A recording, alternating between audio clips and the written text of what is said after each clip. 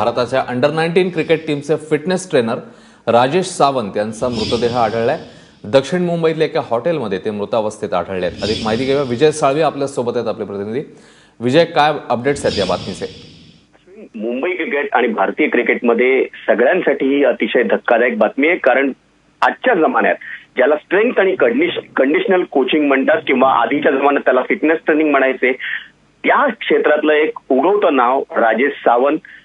India under-19 उदयोन्मुख खेळाडूंना अलीकडच्या काळात सातत्यानं मार्गदर्शन करणारं हे नाव, आणि ही व्यक्ती अचानक अशी सोडून जाईल सगळ्यांना असं कुणालाही वाटलं नव्हतं। आणि अचानक आज सकाळी त्यांचा मृतदेह जेव्हा अंडर-19 टीमने अधिक चौकशी केली होती त्यांच्या रूम मध्ये आढळला। ज्याचं झालं असं की इंडिया अंडर-19 टीम आणि इंग्लंडची अंडर-19 टीम यांच्या काही मॅचेस आता भारतात होणार आहेत, आणि त्यातली पहिली मॅच ही सोमवारी मुंबईत होणार आहे। त्यामुळे या टीम समवेत राजेश सावंत यांचं वास्तव्य सध्या नरिमन पॉइंटच्या एका पंचतारांकित हॉटेलमध्ये। सकाळी टीम वानखेडे स्टेडियमवर ट्रेनिंगसाठी निघाली तेव्हा राजेश सावंत हे सकाळी टीम सोबत पोहोचू शकले नाहीत। तिथे टीम वानखेडे स्टेडियमवर पोहोचली, त्यामुळे राजेश सावंत यांची तिथेही प्रतीक्षा करण्यात आली, पण अखेर राजेश सावंत तिथेही पोहोचले नाहीत। तेव्हा टीमनं आपला ट्रेनिंग नेहमीच सुरू केलं, पण संघ व्यवस्थापनानं जेव्हा हॉटेल मॅनेजमेंटला सांगितलं की नेमकं शोधून घ्या की काय कुठे आहेत ते, त्यावेळी त्यांच्या रूमचा दरवाजा उघडण्यात आला, कारण रूमचा दरवाजा आतून कोणीच उघडत नव्हतं।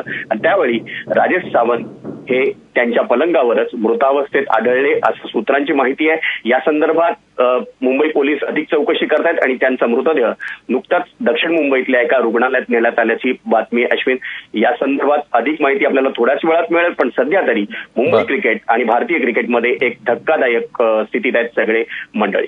अश्विन।